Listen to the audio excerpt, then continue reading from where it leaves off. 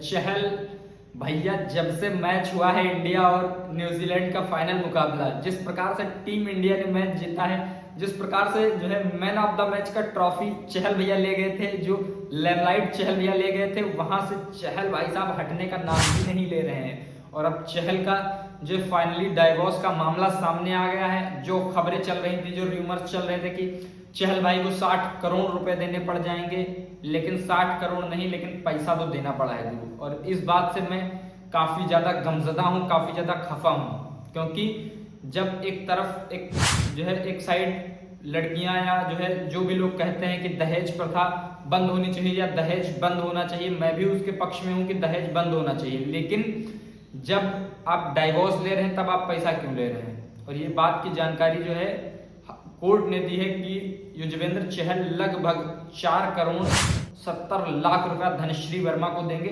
Divorce के लिए। मतलब भाई साहब ये बहुत बड़ा अमाउंट होता है। 60 करोड़ का रूमर बना दिया गया, इतना बड़ा कि उसके बीच में 4 करोड़ 5 करोड़ कुछ मतलब पता ही नहीं चल रहा है कि 5 करोड़ दे दिया जाएगा। 5 करोड़ एक ठीक ठाक अमाउंट होता है। और जब धनश्री ये बात खुद कह रही है कि वो एक स्ट्रांग वुमेन है, उन्होंने अपना करियर खुद डेवलप किया है, किसी ने उनके करियर में हेल्प नहीं की है, तो वहां से मेरे समझ में ये नहीं आ रहा है कि जब आप इतनी स्ट्रांग हैं तब आप ये पैसा क्यों ले रहे हैं?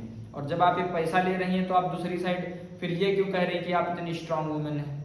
लेकिन चहल भाई के साथ हमेशा ही गलत होता है। चहल भाई को लॉयल्टी नहीं मिल रही कहीं। चहल भाई मुंबई इंडियंस में थे, मुंबई इंडियंस में अच्छा फॉर्म कर रहे थे, वहां भी लॉयल्टी नहीं मिली।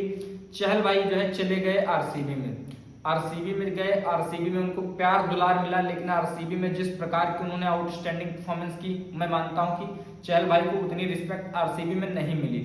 चहल भाई को वहां से भी लॉयल्टी नहीं मिली। चहल भाई ने जो है गेंदबाजी की राजस्थान के लिए, वहां भी जो है बेहतरीन गेंदबाजी की और अच्छी गेंदबाजी, अच्छे गेंदबाजों को बांध के रखा, अच्छे बल्लेबाजों को रन नहीं बनाने दिया, लेकिन लॉयल्टी वहां से भी नहीं मिली। और 22 साल के मतलब 22 महीने के इस उनके जो है पारिवारिक संबंध में जो 22 महीने उनकी शादी चली है, सॉरी, उसमें उन्होंने 4 करोड़ 70 लाख रुपए देने पड़ रहे हैं केवल और केवल, जबकि दोनों अपनी मर्जी से एक साथ आए थे। धनश्री और जो है युजवेंद्र चहल दोनों ने अपनी मर्जी से शादी की थी, लेकिन उसके बाद भी जब डाइवोर्स की बात आई थी तो जो है, हालांकि इस बात की अभी तक जानकारी उन्होंने नहीं दी है, लेकिन जो खबरें आई हैं वो यही है और खबरें लगभग पुख्ता है कि जो है युजवेंद्र चहल के बारे में जब खबर चली थी कि 60 करोड़ रुपया देना है, तब कई सारे लोग जो है इमोशनल हो गए थे चहल के लिए। कई सारे लोग कह रहे थे बंदा प्रॉपर्टी जो है इतनी बना रहा है, मेहनत करके पैसा कमा रहा है, उसके बाद ऐसे चुटकी में पैसा चला जाएगा। लेकिन भाई 5 करोड़ भी ऐसे ही चुटकी में जा रहा है। 5 करोड़ कोई बहुत, अब चहल भाई इस साल पूरा आईपीएल खेलेंगे तब जाके कहीं 18 करोड़ रुपया मिलेगा, जिसमें 5 करोड़ धनश्री ऐसे ही चुटकी बजा के ले जाएंगे। तो ये होना चाहिए कि अगर दहेज बंद हो रहा है तो ये भी बंद होना चाहिए।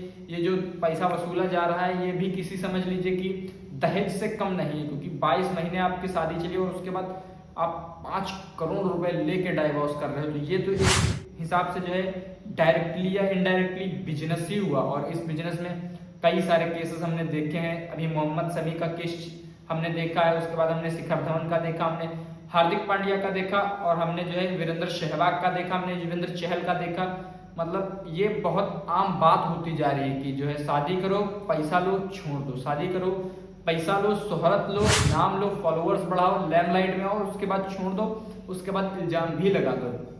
तो चहल भाई को लगभग 5 करोड़ रुपए देने पड़ेंगे, लेकिन देखते हैं चहल भाई देते हैं या कुछ दूसरा रास्ता निकालते हैं, क्योंकि 60 करोड़ से मामला 5 करोड़ पे आया है। आप लोगों को क्या लगता है कि क्या चहल भाई के साथ गलत हो रहा है? आप लोग मेरे कमेंट बॉक्स में बताइए। और ऐसी ही इंटरेस्टिंग वीडियो के लिए हमारे चैनल को सब्सक्राइब करिए। मिलते हैं आपको किसी नेक्स्ट वीडियो में किसी नेक्स्ट टॉपिक के साथ, तब तक के लिए दीजिए इजाजत।